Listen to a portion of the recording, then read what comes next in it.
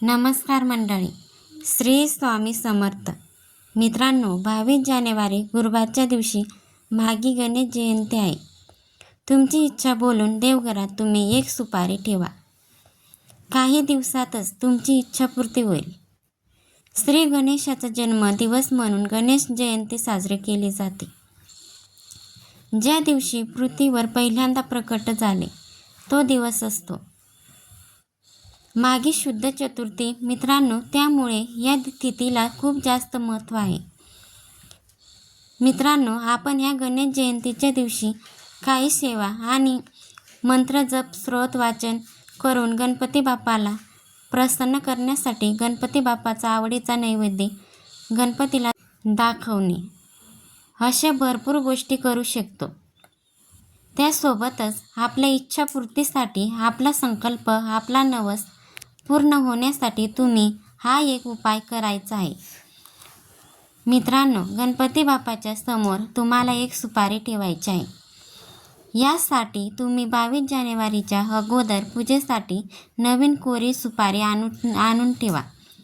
घरातली वापरलेली सुपारी घ्यायची नाही.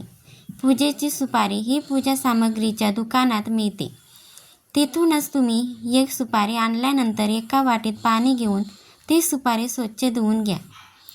त्यानंतर देवघरात गणपती बाप्पाची मूर्ती असेल किंवा फोटो असेल तर त्या फोटोसमोर किंवा मूर्तीसमोर ती तुम्हाला ठेवायची आहे.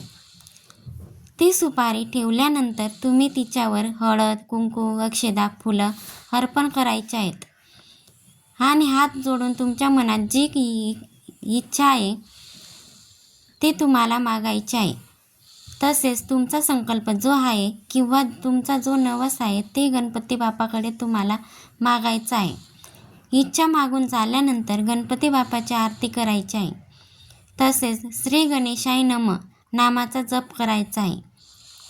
लाडूचा किंवा मोदकाचा नैवेद्य दाखवायचा आहे आणि ती सुपारी तिथेच देवघरात रोज पूजा करायची आहे. रोज किती दिवस, तर जेवढे दिवस तुमची इच्छा पूर्ण होत नाही तेवढे दिवस तुम्हाला त्या सुपारीची पूजा करायची आहे. रोज जेव्हा जेव्हा आपण देवपूजा करू सकाळी तेव्हा देवाच्या स्थानासोबत त्या सुपारीचे सुद्धा स्नान घालायचे आहे.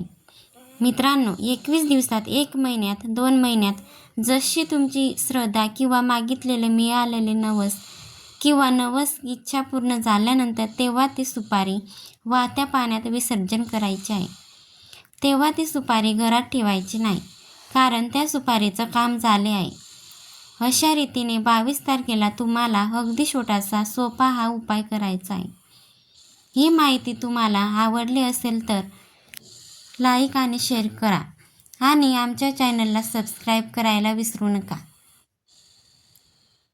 धन्यवाद. श्री स्वामी समर्थ. जय जय स्वामी समर्थ.